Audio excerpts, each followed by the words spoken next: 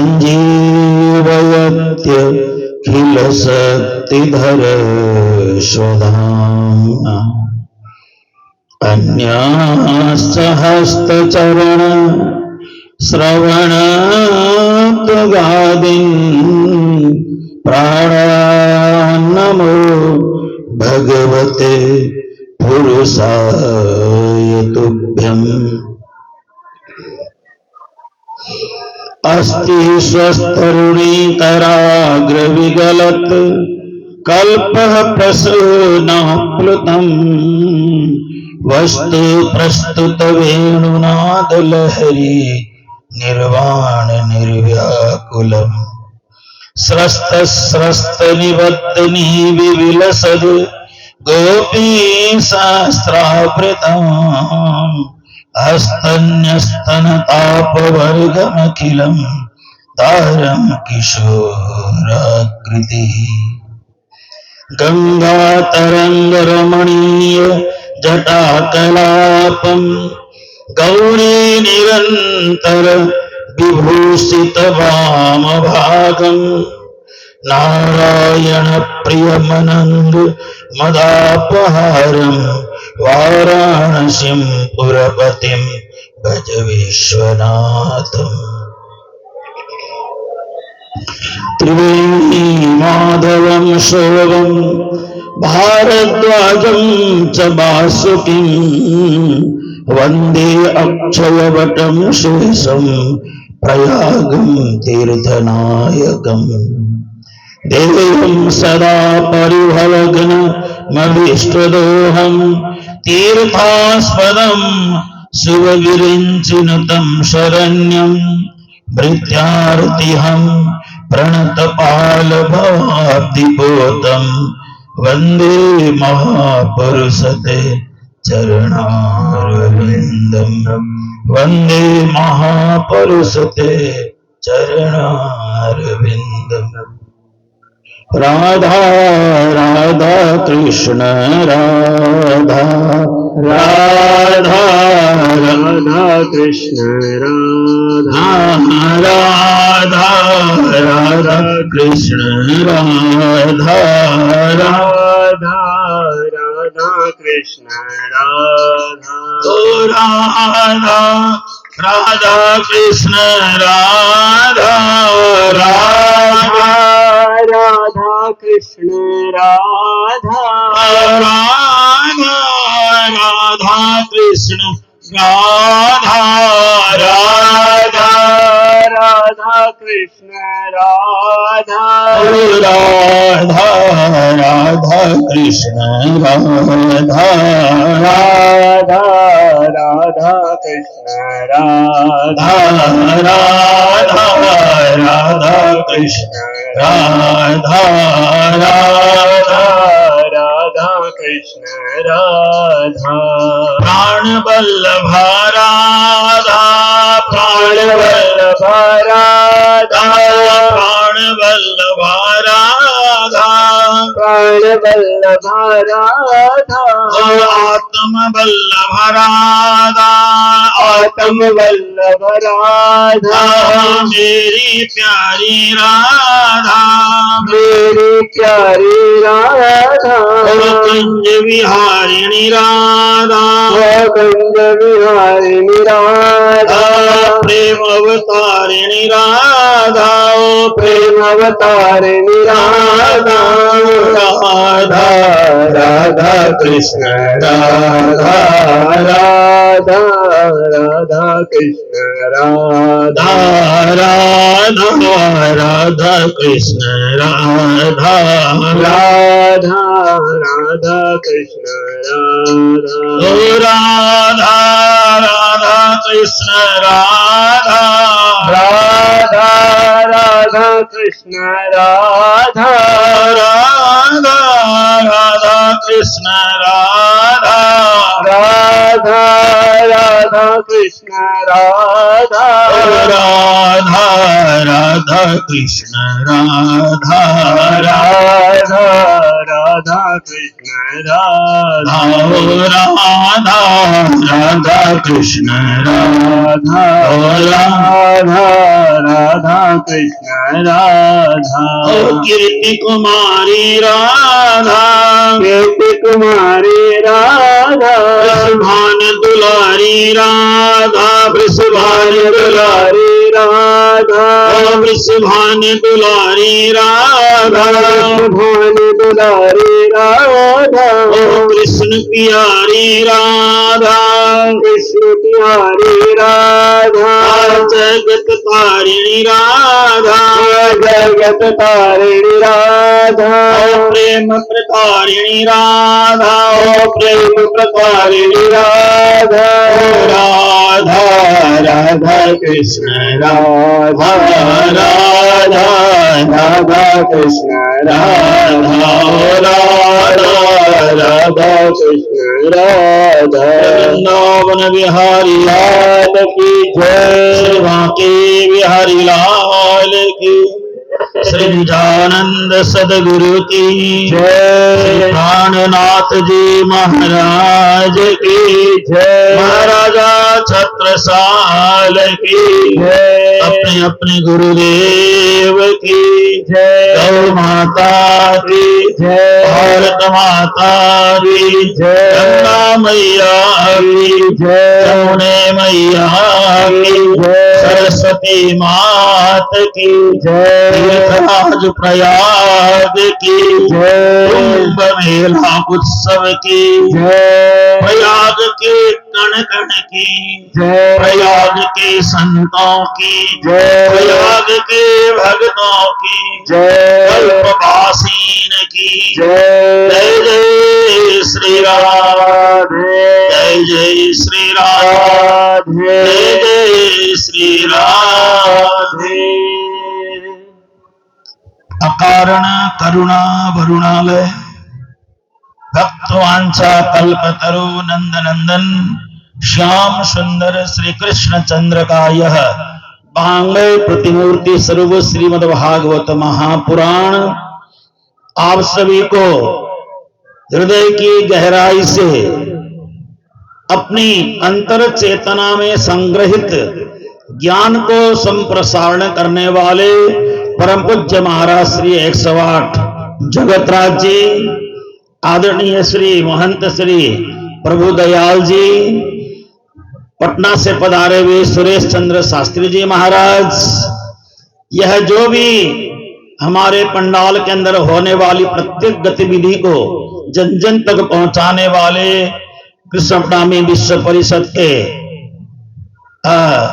कार्यालय सचिव श्री प्रकाश शर्मा जी, उनके सन्निकट बैठे हुए हमारे प्रयागराज श्री कृष्ण प्रेमी मंदिर के आदरणीय पुजारी जी, हमारे आश्रम के भाई युवराज प्रणामी जी और यहाँ के पुजारी कविराज जी, और मेरे साथ आए हुए श्री सुखविंदर जी, और हमारी इलाहाबाद की जो बहनियां बैठी हैं रश्मि जी, और चंडीगढ़ से आई हुई हमारी बहनें भी हैं, और आप सभी प्रयागराज के लाखों लाखों करोड़ों करोड़ों जन्म के पुण्य के प्रताप से यहाँ एकत्रित संपूर्ण तीर्थवासियों को करबद्ध कोटि कोटि प्रेम प्रणाम। इस भूमि को प्रणाम, इस भूमि में रहने वाले संपूर्ण कल्पवासियों को प्रणाम। हमारे प्रयागराज में दो तरह के संत आए हैं। एक संत वह है जो बहुत प्रसिद्ध है, टीवी में नजर आते हैं, न्यूज में नजर आते हैं, यूट्यूब में नजर आते हैं, हर जगह नजर आते हैं। ये बड़े प्रसिद्ध संत हैं और अपनी त्याग तपस्या साधना से सामाजिक सेवा में नजर आते हैं। एक तो ये संत हैं, दूसरे वो संत हैं कहीं भी नजर नहीं आते, लेकिन पूरे पृथ्वी का भार अपनी शक्ति के द्वारा अपने कंधे में लेके चलते हैं, जो साधना में निरत रहते हैं। ये दो प्रकार के संत हैं प्रयागराज में। तो मेरी नजर में ये संत ज्यादा अच्छे हैं। वैसे संत तो सभी अच्छे हैं, लेकिन जो साधना करते हैं गुप्त वास बैठ करके किसी के सामने नजर नहीं आते। जैसे ये जो पंडाल बनाया गया इसकी नींव नजर नहीं आती है, पंडाल नजर आता है। जैसे पंडाल की तरह नजर आने वाले तो वो संत हैं जो टीवी वगैरह में देखते हैं। जो नींव में गड़ा हुआ बांस जो है, जो इस पूरे पंडाल को सिर पे उठा के रखा है, ये वो संत हैं जो कल्पवासी संत हैं। उन कल्पवासी संतों का चरण का रज भी मिल जाए तो हम अनेक जन्मों के पाप से तो मुक्त होंगे ही होंगे, अनायास परम पद मोक्ष पद को भी हम प्राप्त कर लेंगे। ऐसी दुर्लभ संतों की चरण की रज, चरणों में लगा हुआ हो, क्या कहते हैं उसको, रज से भी ज्यादा ऊपर मैं कहूं ओ पराग है ना। रामायण में लिखा है ना, प्रथम भक्ति संतन कर संगा, दूसरी रति मम कथा प्रसंगा, गुरु पद पंकज सेवा, तीसरी भक्ति अमान। गुरु महाराज के चरणों को पद पंकज कहा है। पद पंकज हम समझते हैं ना, पद पंकज, पद कहते हैं चरणों को, पंकज करते हैं चरण कमल में निकले हुए पराग का जो खुशबू भी क्या कहें, ये तो उर्दू शब्द हो गया, उसकी सुगंधी जो सर्वत्र फैल रही है, सर्वत्र फैलती हुई वो पुष्टिकारक जो सुगंधी है, वो उन कल्पवासी तीर्थवासी चरणों के रज से बिखेर रहे हैं। मैं उन कल्पवासियों को प्रणाम करता हूं। कितने हम धन्यवाद के पात्र हैं कि हम ऐसे कल्पवासियों को यहाँ देख पा रहे हैं, दर्शन कर पा रहे हैं।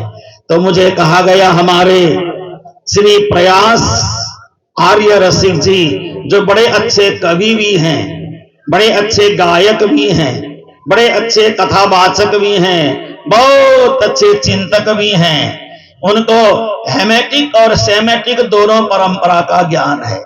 हेमेटिक का मतलब होता है हिंदू परंपरा, ओम की परंपरा। सेमेटिक का मतलब होता है हिंदू से इतर परंपरा। दोनों पक्ष का वो ज्ञान रखते हैं।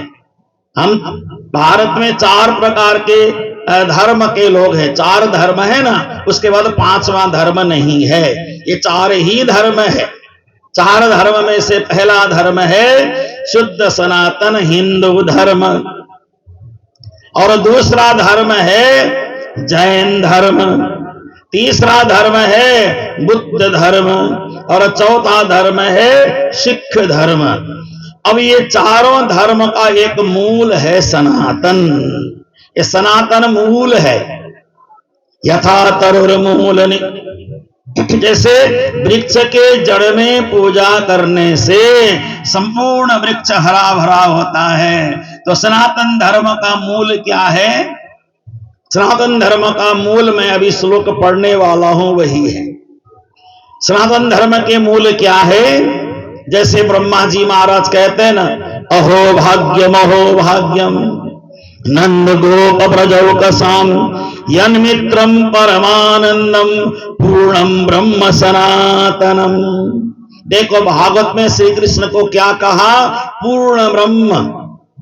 अपन प्रातः काल बोलते हैं ना, पूर्ण ब्रह्म ब्रह्म से न्यारे, यही है वो, यही पूर्ण ब्रह्म सनातनम। पूर्ण ब्रह्म श्री कृष्ण ही सनातन है, सनातन ही श्री कृष्ण है, और श्री कृष्ण ही सनातन है, और श्री कृष्ण ही हिंदू धर्म है, हिंदू ही श्री कृष्ण है, सनातन ही श्री कृष्ण है, और श्री कृष्ण सनातन है और हम सभी सनातन हैं। सनातन की व्याख्या तो वैयाकरण के ढंग से तो बड़ी लंबी चौड़ी हो जाती है, लेकिन हमें इतना समझना चाहिए, जो कभी जिसका कोई प्रारंभ किया हो उसका कोई अता पता नहीं। किसने प्रारंभ किया? पूर्ण ब्रह्म सनातनम ने। कब प्रारंभ किया? कोई लेखा जोखा नहीं है। एक व्यक्ति ने प्रारंभ किया, वो पंथ हो सकता है, मार्ग हो सकता है, मजहब हो सकता है, और अंग्रेजी में रिलीजन हो सकता है, लेकिन जो सनातन है वो ब्रह्म ही प्रारंभ कर सकता है, ब्रह्म ही सनातन है। इसलिए श्री कृष्ण श्री राघवेंद्र सरकार सनातन। और मुझे ऐसा लगता है जैसे चिनगारी की बात उड़ती है ना, ऐसे चराचर जगत में ओम समाया हुआ है। ओम, ओमकार सर्वत्र व्यापक है। ब्रह्म भी इसी तरह से व्यापक है, श्री कृष्ण भी इसी तरह से व्यापक हैं। और मैं अक्सर वृंदावन में दर्शन करता हूं। वृंदावन के संत लोग कण कण भी श्री कृष्ण का दर्शन करते हैं। अभी मरने की बात हो रही थी ना, महाराज श्री पूछ रहे थे कोई मरना चाहता है, लेकिन मरना तो चाहते हैं या नहीं चाहते हैं ये बात अपनी जगह है, लेकिन मेरा जो अपना चिंतन है उसके आधार पे जगत में किसी की मृत्यु तो होती ही नहीं है, परिवर्तन होता है खाली। कैसे परिवर्तन होता है? शास्त्र कहता है मिट्टी मिट्टी में मिल गई, हवा हवा में, है ना, और इसी तरह से आग अग्नि अग्नि में। पदार्थ का विभाजन तो हो गया, लेकिन इस शरीर से प्राण निकल करके प्राण में मिल गया। मृत्यु किसकी हुई? किसकी मृत्यु बोली जाए? अब अगर मैं मरा यानी मरने वाला हूं, अगर ऐसा सोचा जाए तो मरा तो कोई भी नहीं है। शरीर बूढ़ा हुआ था, वस्त्र परिवर्तन हो गया, परिवर्तन हो गया है। जैसे वृक्ष से गिरने वाला पत्ता उड़ता उड़ता जाता है, खाद बनता है, फिर वृक्ष में जाकर के फिर परिवर्तन होकर के फिर पत्ता बन जाता है। ऐसे जो हमारा शरीर है ना, ये शरीर मात्र परिवर्तन होता है, बिखर जाता है, बिखर जाता है, बिखर करके पुनः फिर किसी न किसी आकार में आ जाता है। तो मृत्यु तो जहां तक मेरी अनुभूति कहते, मृत्यु नाम की कोई चीज है ही नहीं। मृत्यु तो असंभव है, किसी की मृत्यु होती ही नहीं है। वृंदावन में एक बड़े प्रतापी संत थे, बड़े प्रतापी संत। मुझे उनका दर्शन करने का सौभाग्य मिला, ये नेत्र मेरे सफल हो गए। उन महात्मा जी से मैं मिला, उन महात्मा जी ने कहा मैं प्रतीक्षा कर रहा हूं मृत्यु की। मैंने कहा अरे आप तो अभी मृत्यु की प्रतीक्षा क्यों करते हैं? कहते हैं कब मरी हो, कब मिली हो, कब मरी हो, कब मिली हो, प्यारो नंद कुमार। कब ये शरीर छूटे, नंद कुमार से जाकर के मिले।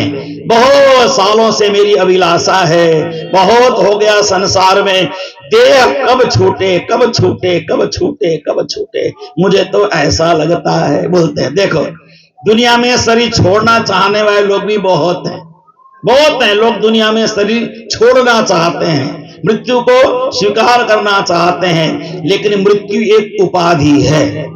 शास्त्रोक्त वचनों को देखा जाए, हम तो अमृत हैं, हम कभी मरते नहीं। मिट्टी मिट्टी में मिल गया, आकाश आकाश में मिल गया, अग्नि अग्नि में मिल गया, हवा हवा में मिल गया, और इस तरह से सारे पदार्थ बिखर गए और आत्मा जाकर परमात्मा में मिल गया। मृत्यु किसकी हुई? किसकी मृत्यु हुई? ये तो बिखराई तो है ना। बिखराव पदार्थ को जोड़ा तो देह बना, पदार्थ बिखर गया तो आत्मा निकल गई, आत्मा निकल गई। तो मुझे तो ऐसी अनुभूति होती है, मृत्यु उसके लिए कहा जाएगा जिनको जो अज्ञान अवस्था में। वेदों में और उपनिषदों में शब्द आता है अज्ञानी लोगों के लिए मृत्यु है, ज्ञानी लोगों के सहज सुख है। ये सहज सुख है क्योंकि उनकी नजर में तो निर्मल है, पदार्थ का बिखराव ही तो होता है ना, और कुछ होता ही नहीं है। इसलिए ये मृत्यु भी सनातन है। जो सनातन है वो कभी मरता नहीं है। परिवर्तन सनातन है ना, परिवर्तन होता रहता है, होता रहता है, लेकिन है तो सनातन। परिवर्तनी संसारे मृतः को बा न जायते, ये तो संसार की प्रक्रिया है, बिखराव की प्रक्रिया। तो यहाँ पे ये शाम तो भाग्य महिमा चिततावदास्ता मेकादशै वही वयम बत भूरि भागा एतत् ऋषि कचकसै करस कृतक पिबामः। एक श्लोक आता है, कई बार लोग बोलते हैं ये श्लोक प्रमाण मानते हैं। हमारे सुरेंद्र शास्त्री जी बैठे यहाँ पे, एकादशै वही वयम बत भूरि भागा। लोग अर्थ करते हैं 11 वर्ष तक श्री कृष्ण वृंदावन में रहे, ऐसा अर्थ करते हैं, लेकिन ऐसा अर्थ इसका कतई नहीं होता है।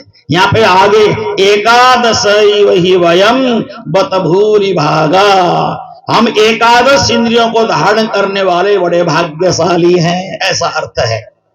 ये कौन कह रहे हैं? नारद जी महाराज कह रहे हैं ना, ब्रज वृंदावन में रहने वाले 11 इंद्रियों को धारण करने वाले, 11 इंद्रियों को लेकर के चलने वाले शरीरधारी कितने भाग्यशाली हैं जो श्री कृष्ण को स्पर्श कर पा रहे हैं, श्री कृष्ण को हाथ लगा पा रहे हैं, श्री कृष्ण को नजरों से देख पा रहे हैं, बड़े भाग्यशाली हैं। श्री कृष्ण की आंखें कितनी बड़ी हैं, आगे प्रसंग आएगा। वैसे श्री कृष्ण की आंखें कान को स्पर्श करता हुआ है, आंखें कान को स्पर्श करने वाली इतनी बड़ी आंखें हैं श्री कृष्ण की। आपने कभी देखा होगा ना बांके बिहारी जी की, बांके बिहारी जी की छवि, उनके विग्रह में उनके नेत्र को देखना कितने बड़े, इसलिए नेत्र कमल, भगवान के नेत्र भी कमल की तरह हैं। नेत्र भी कमल, हस्त भी कमल, चरण भी कमल, सब कमल ही कमल है। उससे बड़ा उदाहरण शायद नहीं मिला। तो सबको कमल की संज्ञा दी गई है ना, सबको कमल की संज्ञा दी गई। अब इसके बाद ब्रह्मा जी को आशीर्वाद दिया ना, कल प्रसंग में आप सुन रहे थे। ब्रह्मा जी को कहा, हे ब्रह्मा जी, आप उतना ही करना जितना मैंने आपको आदेश दिया है। ये श्री कृष्ण कह रहे हैं, उतना ही आप करना जितना मेरा आदेश है। आपका काम क्या है? सृष्टि करना। सृष्टि में कहीं उथल पुथल होता है तो मेरी जिम्मेदारी है उसको संभालना। और जब ज्यादा ही पापी आ जाते हैं, संसार को प्रलय करने का समय आ जाए, तो आदिदेव भगवान भोले शंकर तैयार बैठे, तीसरा नेत्र खोलने के लिए तैयार बैठे। तीसरा नेत्र खोलेंगे, संसार समाप्त हो जाएगा।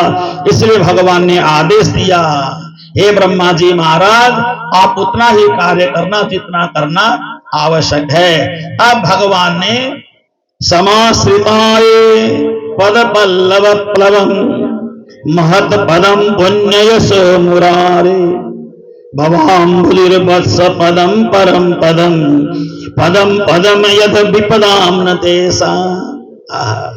कितना बढ़िया श्लोक है। देखिए यहाँ पे लिखते हैं भगवान सुखदेव जी महाराज, व्यास जी महाराज, जिन्होंने पुण्य कीर्ति भगवान श्याम सुंदर के चरणों के रज का स्पर्श किया है, उनके नीलमणि श्री विग्रह को देखा है, अपने नेत्रों से देखा है, और जिन्होंने भगवान के नाम रूपी नौका का सहारा ले लिया है, उनको पद पद में संकट आने के बाद भी संकट समाप्त हो जाता है।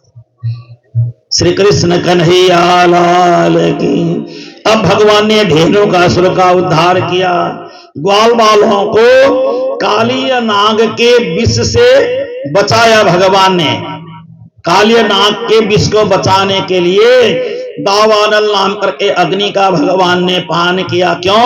मुखाद अग्नि रजायत, भगवान के मुखारविंद से अग्नि निकलती है, भगवान ने अपने में स्वीकार कर लिया। तो ऐसे भगवान ने अग्नि को स्वीकार कर लिया। नहीं तो वहां पे क्या है, गौ अगर घास चुग लेते, इधर जो जहरीला, सब जगह जहर फैला हुआ है, कालिया नाग के कारण उस जहरमय घास को अगर गौ खा लेते तो गौओं का प्राणांत हो जाता और का शरीर छूट जाता, शरीर समाप्त हो जाता। तो वहां पे आग लग गई, और आग लगने के बाद जितना घास जल गया, भगवान ने अग्नि को स्वयं में पान करके ग्वाल बालों को, गौओं को, सबको बचा लिया। अरे भगवान श्री कृष्ण की बड़ी सुंदर महिमा है, बड़ी सुंदर महिमा है। तम गोरजस्फुरित कुंतलवद्दवर, भगवान के श्री विग्रह में गोरज से छुरित, गोरज शरीर में बिखरा हुआ है। उड़ी उड़ी गोधूर परत वदन पर, सुंदर परम सुहाए। उड़ी उड़ी गोधूर परत वदन पर, सुंदर परम सुहाए। सुंदर मुख पर रज लपटानी, कनक डोरी छवि छाए।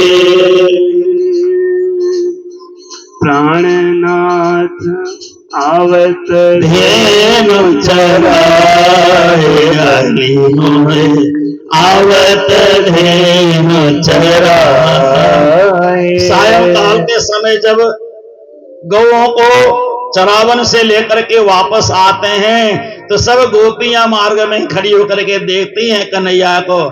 कन्हैया की एक दृष्टि हम पर पड़ जाए, एक नजर हम पर पड़ जाए, एक बार हमें देख लें तो हम तृप्त हो जाएं। प्रातः काल से सायंकाल तक गोपियां वहां बैठी रहती हैं और क्या कहती है, हमारे श्री प्राणनाथ जी की वाणी कहती है, जारे वाछड़ा लई बन पधारे, त्यारे रोवंता दिन जाए। जब बछड़ों को लेकर के श्री कृष्ण वन में जाते हैं तो गोपियां दिन भर रोती रहती हैं, रोती रहती हैं, रोती रहती है ना। इतना रोती हैं, श्री कृष्ण वन में गए, कब आएंगे, कब आएंगे, कब आएंगे। गोपी श्री कृष्ण एक ही हैं, गोपी और श्री कृष्ण में कोई भिन्नता नहीं है। आप ये समझ लिए, गोपी तो एक उपाधि है, उपाधि। गोपी की किसी नारी का नाम नहीं है। जैसे उपाधि होती है ना कि सम्मान के लिए उपाधि दी जाती है, वृंदावन में रहने वाले उन देवियों को गोपी की संज्ञा मिली हुई है, उपाधि मिली हुई है। आप ये ना समझें नारी हैं, स्त्रियां हैं, गोपी तो सम्मानवाचक शब्द है ना। गो का मतलब होता है इंद्रियों के द्वारा कृष्ण रसम पिबती, जो इन संपूर्ण इंद्रियों के द्वारा श्री कृष्ण के नाम रूपी रस को पीने वाले लोगों को ही गोपी कहा जाता है। प्रत्येक इंद्रियों से, कान से, नासिका से, हाथों से भगवान के उस परम सुख की, आनंद की अनुभूति करते हुए प्रेम रस का निरंतर पान करने वाले लोगों को ही गोपी कहा गया है। इसमें न कोई पुरुषवाचक है न स्त्रीवाचक है, लेकिन ये शब्द लगता है स्त्रीवाचक है। और राधा कृष्ण कोई नारी और पुरुष नहीं है। राधा कृष्ण को लोग कहते हैं ना स्त्री और पुरुष, लेकिन राधा कृष्ण स्त्री पुरुष नहीं है, आत्मा और परमात्मा है। आत्मा और परमात्मा को यह हमें समझाने के लिए एक आकार दिखाया गया है, देवी और देव के रूप में आकार दिखाया गया है, लेकिन ये मूलतः क्या है, पूर्णम ब्रह्म सनातनम है। तो ये सारी बातें यहाँ पे लिखी हुई है। वेणुम गुणंत मनु मनु गैरनु गीत कीर्ति गोप्योदित दृशो भगवन समेतः। देखिए यहाँ पे लिखा है, गोपियां श्री कृष्ण को देखने के लिए तरसती हैं। उनकी आंखें, गोपियों की आंखें श्री कृष्ण को देखने के लिए है और किसी चीज के लिए नहीं है। गोपियों के नेत्र श्री कृष्ण को देखने के लिए तरसती है ना। तो ये कालिया नाग का प्रसंग आया है। कालिया नाग को भगवान ने नाथ के रमण का द्वीप में भेज दिया। अब ये कैसे नाथा, ये सारा लंबा प्रसंग यहां पर मैं विस्तार नहीं करूंगा, लेकिन बड़ी सुंदर यहाँ पे कालिया नाग ने भगवान की प्रार्थना की है। कालिया नाग की, नाग पत्नियों ने भगवान की बड़ी सुंदर प्रार्थना की है। और कालिया नाग की, कालिया नाग ने जैसे उस कालिया कुंड को जहरमय बना दिया, भगवान ने उसको भेज करके वहां पे अपनी दृष्टि का पात करके वो सारा जल फिर शुद्ध कर दिया, अत्यंत शुद्ध कर दिया। फिर प्रलंबासुर का उद्धार कर दिया। भगवान का काम है उद्धार करना। भगवान किसी को मारते नहीं हैं। भगवान तो मारने के बहाने से लोगों को तारते हैं। भगवान कभी किसी को मारते हैं? कभी किसी को भगवान मारते ही नहीं हैं। किसको मारा? अगर एक नाम आप मुझे बताइए, भगवान ने युद्ध में किसको मारा? पूरे भागवत में किसी को मारने का प्रसंग नहीं है। कहीं भी भगवान ने किसी को मारा ये प्रसंग भागवत में तो नहीं है। न भगवान ने माखन चोरी किया, ये भी भागवत में नहीं है। माखन चोरी का प्रसंग भी भागवत में नहीं है, किसी को मारा ये भी भागवत में नहीं है। तो भगवान ने क्या किया, पूतना का दूध पी रहे थे, पीते पीते पूतना मर गई। मारा नहीं भगवान ने, पीते पीते मर गई। पूरा दूध श्री कृष्ण को पिला नहीं पाई तो मर गई। अघासुर को भगवान ने कहां मारा, अघासुर के अंदर भगवान प्रवेश हो गए और भगवान प्रवेश होकर के भगवान का सारा शरीर अग्नि की तरह जलने लगा।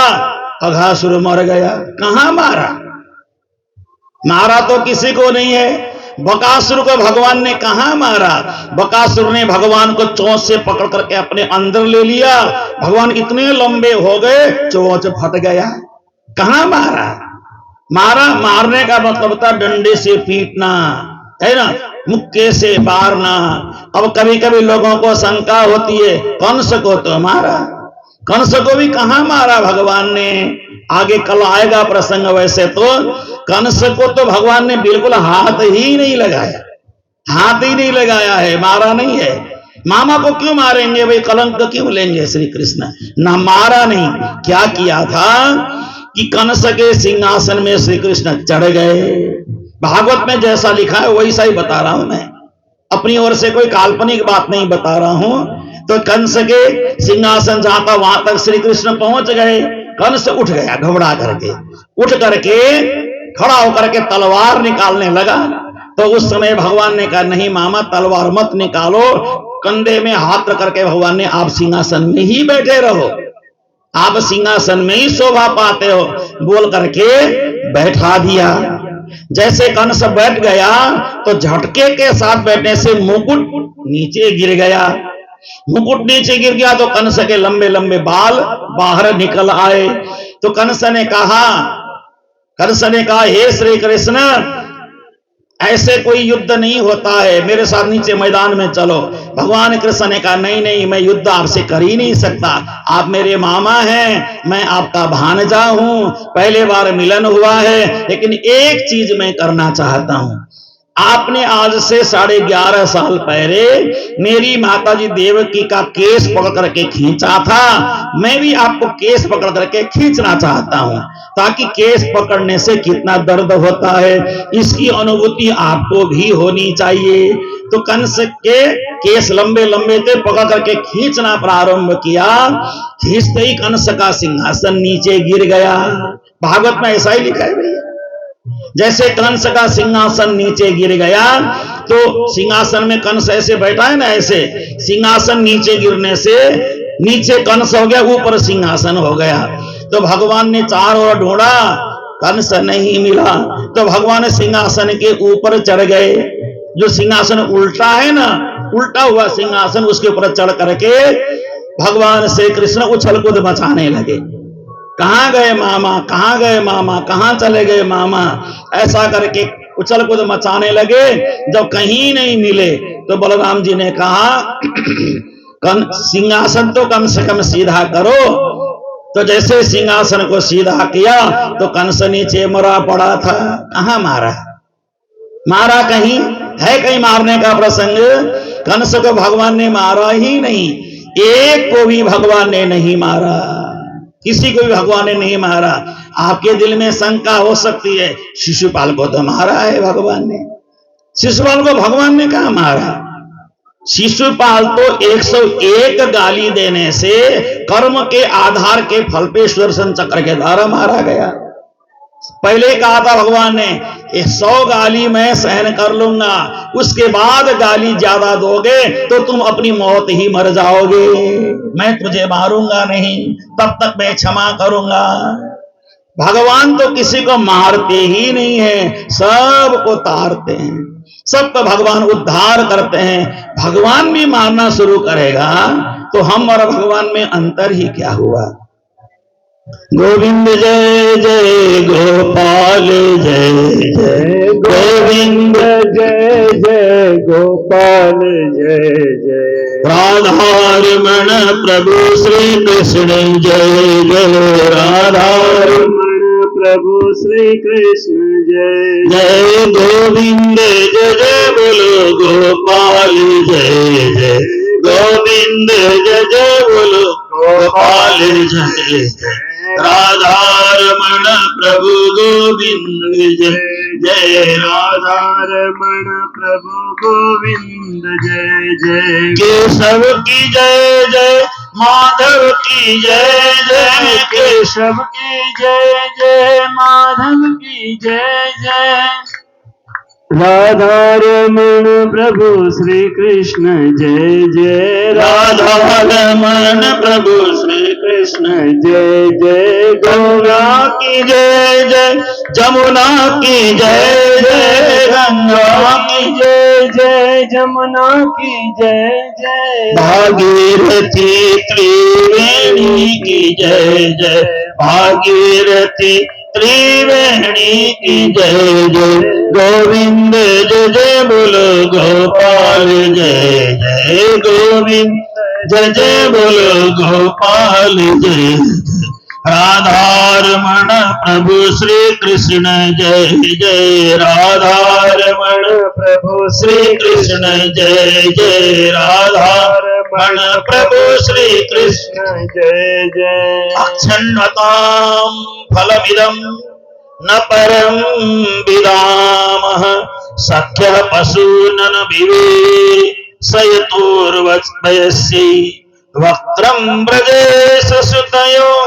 रणवेणुजुष्टं यैर्वानिपीतमनुरक्त कटाक्षमोक्षम्।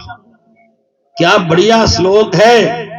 इस श्लोक में गोपियां कहती हैं अक्षण्वताम फलमिदम न परम विदामः, आपका दर्शन करना, इससे ऊपर हमने कोई फल प्राप्त नहीं किया है, कोई फल हमें चाहिए ही नहीं, निरंतर हम आपको देखते रहें, यही सर्वोत्कृष्ट फल है। गोपियां क्या कहती हैं, हे विधाता तूने नेत्र बनाते समय एक बड़ी भारी गलती कर दी। गोपियां कहती हैं एक बड़ी भारी गलती कर दी। विधाता ने पूछा क्या गलती कर दी। ये पलकें नहीं बनानी चाहिए थी, ये ढकने वाला आंख खुली की खुली रखनी चाहिए थी, ताकि हम कृष्ण को देखते ही रहे, निरंतर देखते रहे। क्योंकि क्या समस्या है, पलकें झपकने से कृष्ण की छवि देखने में हमसे त्रुटि हो जाती है।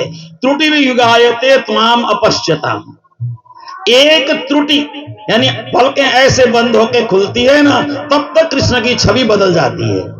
श्री कृष्ण कन्हैया लाल की जय। तो कहने का मतलब है एक क्षण के लिए भी श्री कृष्ण की गोपियां श्री कृष्ण से विलग होना नहीं चाहती हैं। एक क्षण के लिए भी श्री कृष्ण का दर्शन का वियोग गोपियों को नहीं होना चाहिए, ऐसा गोपियां ऐसा कहती हैं। और कहने का मतलब है यैर्वा निपीत मनोरथ कटाक्ष मोक्षम, जिसको पान करने के बाद, जिसको पीने के बाद और कुछ पीने का मन नहीं करता है। राधा राधा कृष्ण राधा राधा राधा कृष्ण राधा राधा राधा कृष्ण राधा राधा राधा कृष्ण राधा राधा राधा कृष्ण राधा राधा राधा कृष्ण राधा। आप सब अपने आसन में विराजमान हो जाएं।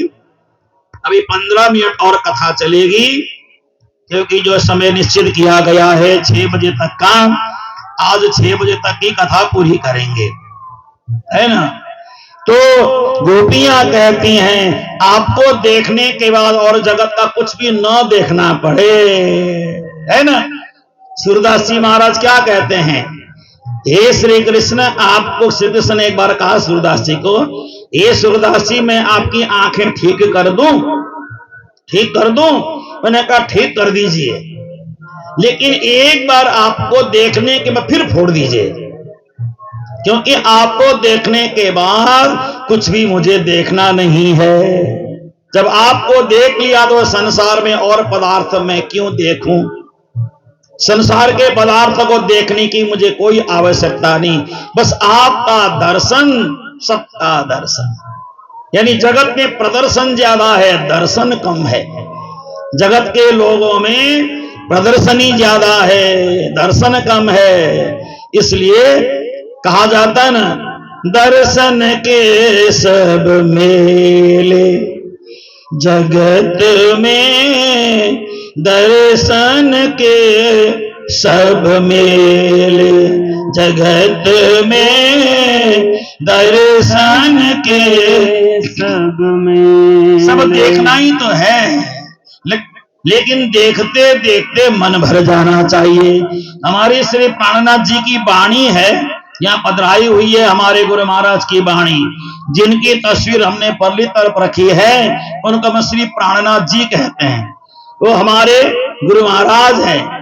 इस तरफ की जो तस्वीर है ये हमारे संप्रदाय के फाउंडर हैं, अंग्रेजी में संस्थापक हैं। और उस तरफ जिनकी तस्वीर विराजमान है ये हमारे प्रणामी संप्रदाय के आद्य धर्म प्रवर्तक हैं, फैलाने वाले। तो उनकी वाणी ये कहती है, उनकी वाणी कहती है कि जब परमात्मा का दर्शन हो जाए, परमात्मा की प्राप्ति की जाए, उसके बाद जगत में सारी प्राप्ति समाप्त हो जाती है। लेकिन एक अद्भुत अद्भुत बात है यहाँ भागवत में, गोपियां कहती हैं हमें तो एक ही चीज चाहिए, हे श्याम सुंदर। क्या चाहिए? हमें एक चीज चाहिए, हमें मोक्ष नहीं चाहिए, हमें मुक्ति भी नहीं चाहिए, हमें आपका परम धाम भी नहीं चाहिए।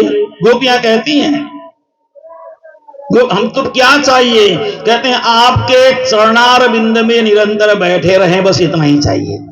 आपके चरणों से हम एक क्षण भी विलग न हो, बस हमें न परम धाम चाहिए, न मुक्ति चाहिए, न कुछ नहीं चाहिए, लेकिन आपका चरण एक क्षण के लिए भी हमसे अलग न हो, बस यही चाहिए और कुछ नहीं चाहिए। बस इसी की कामना गोपियां करती हैं।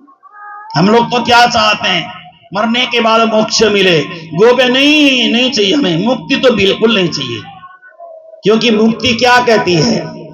मुक्ति क्या कहती पता है? मुक्ति कहती है ब्रज रज उड़ी मस्तक चढ़े, मुक्ति मुक्त हो ही जाए। श्री कृष्ण के चरणों का रज अगर मुक्ति के माथे में चढ़ जाए तो मुक्ति को भी मुक्ति मिल जाती है। किसी को मुक्ति देने के लिए आने की उनको जरूरत ही नहीं पड़ती है, अपने आप ही उनका भी मोक्ष हो जाता है। बेचारी मुक्ति कितनों को मुक्ति देती रहेगी, खुद को तो मुक्ति मिलने वाली है ही नहीं, है ना। इसलिए भगवान की भक्ति में इतनी शक्ति है कि परब्रह्म परमात्मा की साधना, उनकी भक्ति सर्वोत्कृष्ट मानी गई है। अब इसके बाद भगवान श्री कृष्ण ने एक चीरहरण की लीला का प्रसंग आया है। चीरहरण, एक दिन सब गोपियां, सब बालिकाएं, कितने वर्ष की बालिकाएं? हेमंते प्रथमे मासी नंद ब्रज कुमारिका चिरु भविष्य भंजानम कात्यायन्यार्चन व्रतम आप्लुत्याम वसिकालिन्या जलांते उदिते ऋणे कृत्वा प्रतिकृतिम देवीर आर्चुर नृपसैकतिम। रेत की देवी बनाया, कात्यायनी माता की पूजा करके कहती हैं, हे कात्यायनी माता, नंद गोप सुतम देवी पतिम में कुरुते नमः। नंद जी के पुत्र हमारे पति बन जाएं, ऐसा है। और लड़कियां बालिकाएं कितनी उम्र की हैं? 5 से 7, बस बड़ी नहीं है। 5 से 7 साल की बच्चियां हैं, छोटी छोटी। जो टीवी वगैरह में दिखाया जाता है ना, वो गलत है, बिल्कुल गलत है। 5 से कौमारम पंच अवदांतम, शास्त्र में लिखा है कुमारी कन्या का मतलब होता है 5 से 7 साल की बच्चियां। 5 से 7 साल की बच्चियां अगर नग्न होकर के नहाती हैं तो कौन सी बड़ी बात है? तो बच्चे हैं, नहा भी लेते हैं, कोई बड़ी बात नहीं है। माता ने समझाया इनको, कार्तिक के महीने में जल में स्नान करोगे जमुना जी में 1 महीने तक, और यज्ञ में आहुति डालने वाला खीर वगैरह ग्रहण करोगे 1 महीना, तो तुम्हें श्री कृष्ण पति के रूप में मिलेंगे। माताओं ने बोल दिया, बच्चों ने कर लिया, है ना। जैसी शिक्षा माँ बाप से मिलती है उसी शिक्षा के आधार पे बच्चे भी चलते हैं। तो एक दिन श्री कृष्ण गए, उनके वस्त्र चुराए, बाद में भगवान ने कृपा करके वस्त्र लौटा दिया और उनको कहा आप लोग सब रास के समय आ जाना, आप सब की इच्छा पूरी कर देंगे। उसके बाद भगवान ने यज्ञ पत्नियों पर कृपा किया। एक दिन भगवान को भूख लगी, भगवान ने कहा ग्वाल वालों पेड़ में चढ़ करके देखो कहीं कोई हवन हो रहा हो, कहीं घर हो धुआं उठ रहा हो तो भोजन मांग के लाओ। पेड़ में ग्वाले चढ़ करके देखते हैं तो एक जगह धुआं आ रहा था। ग्वालों ने कहा हे भगवान एक जगह कहीं हवन हो रहा है या जो भी है वहां भोजन की व्यवस्था है ऐसा लग रहा है। भगवान ने कहा जाओ लेके आओ। तो गए सब लोग ग्वाल वाल जा करके भोजन मांगा। या नजदीक श्री कृष्ण पधारे हैं और उनको भूख लगी है भोजन दो, ऐसा ब्राह्मणों को कहा। तो ब्राह्मणों ने क्या कहा हम तो यज्ञ करते हैं, आहुति करते हैं, स्वाहा स्वधा में विश्वास करते हैं, हम भगवान को नहीं मानते, हम तो यज्ञ ही सब कुछ मानते हैं। लौट करके गए, श्री कृष्ण को कहा भोजन तो नहीं मिला, अब हम क्या करें। तो भगवान ने कहा किसके पास गए थे भोजन लेने के लिए। उन्होंने कहा हम तो यहां गए थे ब्राह्मणों के पास नहीं, ब्राह्मणों के पास आने से भोजन नहीं मिलने वाला है। कहां जाना पड़ेगा, ब्राह्मणियों के पास जाना पड़ेगा। ब्राह्मणियां यज्ञ पत्नियों के पास जाओ वो आपको भोजन देंगे। और जाकर के नमो वो विप्र पत्नीभ्यो, हे ब्राह्मण के पत्नियों हमें भोजन चाहिए ऐसा बोला। उसी समय हर प्रकार की भोजन की थाली लेकर के, 4 प्रकार की भोजन की थाली लेकर के श्री कृष्ण के पास पहुंच गए। और जैसे आ रहे थे, आते समय जमुना जी में बाढ़ आई हुई थी, बड़ी जोरदार बाढ़ आई हुई थी। तो उसी बाढ़ में से आकर के वहां पे खड़े हो गए। जैसे खड़े हो गए तो जमुना के उस किनारे कौन है, श्री कृष्ण है। और जमुना जमुना पार करना है वहां पे एक और ऋषि बैठे हैं।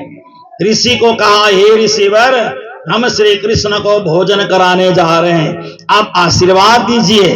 तो ऋषि ने आशीर्वाद दिया, रास्ता दे दिया, चले गए, श्री कृष्ण को भोजन कराया।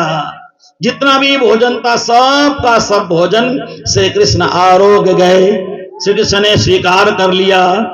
और उन यज्ञ पत्नी ब्राह्मणियों ने कहा अब हम वापस जाना तो नहीं चाहती हैं, लेकिन अगर आप भेजेंगे तो जाना भी पड़ सकता है, लेकिन हम जाना नहीं चाहती हैं। तो उस समय भगवान ने कहा अगर आप लोगों को मेरे साथ मिलना ही है तो रास के समय आ जाना, अब आप इस समय चले जाओ। गृह्णन्ति नो न पतयः पितरौ सुतावः, हमारे पति हमारे बच्चे हमको डांटेंगे, जंगल में अकेली जाके आई हो बोलेंगे नहीं नहीं तुम्हारे पति तुम्हारी आरती करेंगे, सम्मान करेंगे। डर गए पहले तो, लेकिन भगवान कृष्ण ने कहा जाओ जाओ कुछ नहीं होगा।